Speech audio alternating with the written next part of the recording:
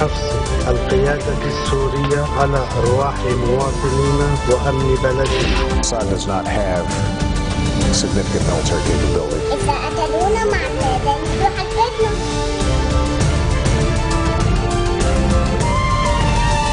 Good afternoon. It is Tuesday, September 24th. I'm Yumna Naufal, and these are today's headlines. Hezbollah leader Hassan Nasrallah denies his group received chemical weapons from Syria. President Michel Sleiman says the Lebanese army is not under Hezbollah's control, despite criticism from some other groups.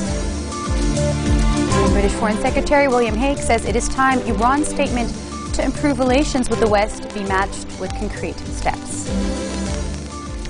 Hezbollah leader Hassan Nasrallah is denying that his group received chemical weapons from Syria.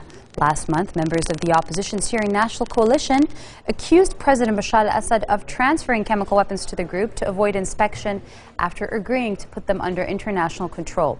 Syria has agreed to give up its chemical weapons under a plan agreed by the United States and Russia after Western powers blamed Assad's government for a chemical attack that killed hundreds of people in a Damascus suburb last month. Israel's commander on the frontier with Syria, Major General Yair Golan, said this month that Hezbollah sought precision ground-to-ground rockets, anti-aircraft and anti-ship missiles from Syria in return for helping Assad. But as far as we can tell, it did not want his chemical weapons. The Lebanese army is not under Hezbollah's control, despite criticism from some other groups, and international support for the military is critical, according to President Michel Sleiman.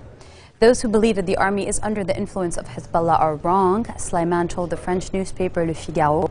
He was speaking to the newspaper in New York, where he is attending the United Nations General Assembly meeting and making an international appeal to help Lebanons cope with a large number of Syrian refugees and preserve the country's security from the war next door.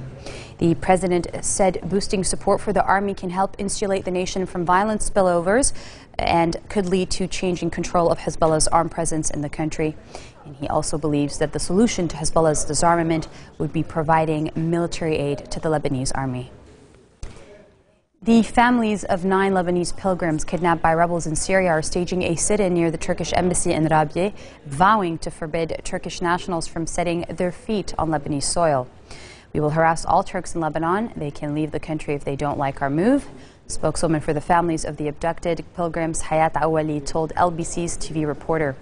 She vowed to continue with such measures until the return of the kidnapped men from Syria. We will cut the road to every Turkish tourist in Lebanon, Awali said, adding that the protesters will prevent Turkish citizens from entering Lebanon every time a Turkish plane touches down in Beirut. The families are accusing Turkey of protecting the kidnappers. Ankara is a main backer of the rebels who are fighting troops loyal to President Bashar al-Assad in an attempt to oust him. UN leader Ban Ki-moon says that Lebanon is able to confront the turmoil in neighboring Syria outstandingly, stressing the international community is unified over maintaining the country's stability. He said in comments published in An-Nahar newspaper, and he just spoke at the UN General Assembly, opening the day of General Assembly meetings. He said that the group is supporting Lebanon and is setting and enabling the United Nations and its key partners to aid Lebanon in various fields. He notes that the support group was established to reflect the unity of the international community concerning Lebanon and its needs. The UNHCR has registered more than 746,000 Syrians in Lebanon, though many others remain unregistered. The Lebanese government puts the number of Syrians in the country at 1.3 million, though that figure includes Syrians who were already in the country when the conflict began 30 months ago.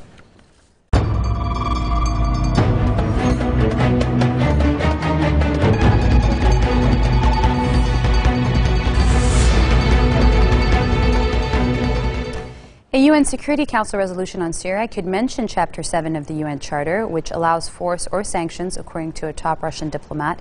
But Deputy Foreign Minister Sergei Ryabkov stressed that the measure could be invoked only if a chemical weapons accord is violated. Speaking to the Russian parliament, Ryabkov also slammed the illogical position of the United States and its Western allies for seeking to threaten the regime of Syrian President Bashar al-Assad in the revolution. He said that UN inspectors would be returning to Damascus tomorrow to investigate the August chemical attack outside the Syrian capital, which the West is blaming on the Syrian regime and which Russia says could have been carried out by rebels. British Foreign Secretary William Hague is welcoming recent statements from Iran's new government that it wants to improve relations with the West and ease concerns about its nuclear program, but said words alone would not be enough. He also offered his support to the agreement between Russia and the U.S. regarding Syria's chemical weapons and promised to work toward a Security Council resolution.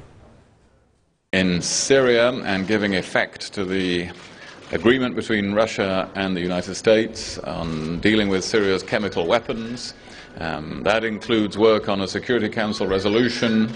We and the other permanent members of the Security Council are engaged in discussions about that and about agreeing the work of the OPCW, the Organization for the Prohibition of Chemical Weapons, bringing that together with a Security Council resolution, and work on that is going on through this week at the General Assembly, and we think it will be very, very important to follow that up with improved humanitarian access to get more humanitarian aid through to people in some of the very difficult areas of Syria. The other subject I want to mention is our relations with Iran. I've just had a meeting with my new Iranian counterpart, Mr. Zarif, and congratulated him on his recent appointment. We discussed a number of issues, including Iran's nuclear program, the conflict in Syria, human rights, and bilateral relations between our two countries. The Foreign Minister and I agreed on the need for an earlier resumption of E3+3 talks on the nuclear issue. We talked about the need for peace in Syria, where Iran could play a constructive role, including by supporting the Geneva framework for a negotiation between the Assad regime and the opposition, and stopping its direct support for regime forces. Coming up next, Kenyan special forces are still battering one or two Al-Shabaab fighters holed up inside Nairobi's Westgate Center. Stay with us for more.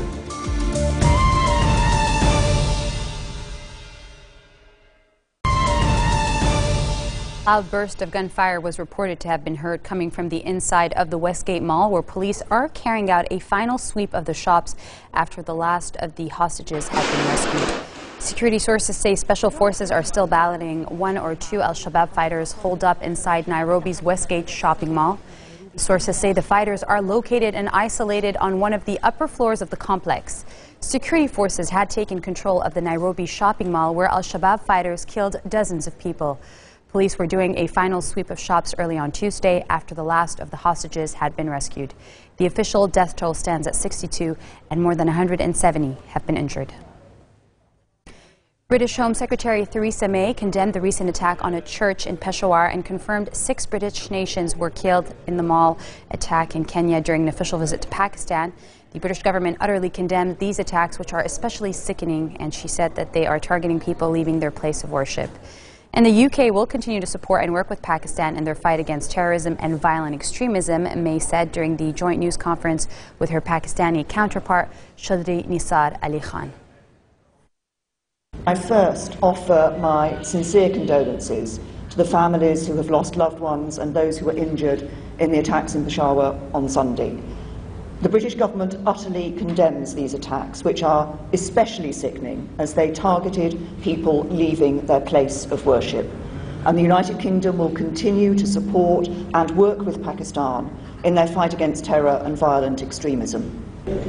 Everybody present here today will also be aware of the terrorist attack in Nairobi. At this stage, we are aware of 6 British nationals who were killed.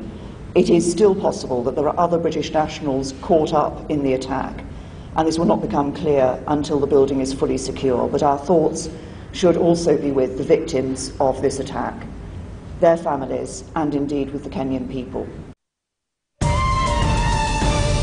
Burger King wants people to feel a little less guilty about gobbling up its French fries. The world's #2 hamburger chain is launching a new crinkle-cut French fry that it says has 20% fewer calories than its regular French fries. The chain says a small order of the new Sadie's fries clocks in at 270 calories because of a new batter that doesn't absorb as much oil. By comparison, a small order of its regular fries, sans crinkles, has 350 calories. Burger King executives say people will not be able to tell that Sadie's fries are lower in calories. It says they use exactly the same ingredients as its regular fries, potatoes, oil, and batter. To keep the kitchen operation simple, they're even made in the same fryers and cooked for the same amount of time as regular fries. The difference, Burger King says, is that it adjusts the proportions of different ingredients for the batter to block out more oil. The company declined to be more specific. This marks the end of our bulletin for today. Now for a reminder of our headlines. Hezbollah leader Hassan Nasrallah denies his group ever received any chemical weapons from Syria. President Michel Sleiman says the Lebanese army is not under Hezbollah's control, despite criticism from some other groups. And British Foreign Secretary William Hague says it is time Iran's statement to improve relations with the West be matched with concrete steps.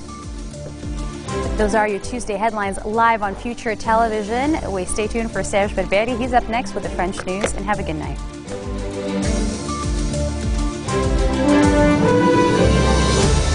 من حرص القيادة السورية على أرواح مواطنينا وأمن بلدنا. Assad does not have significant military capability. إذا أتدون مع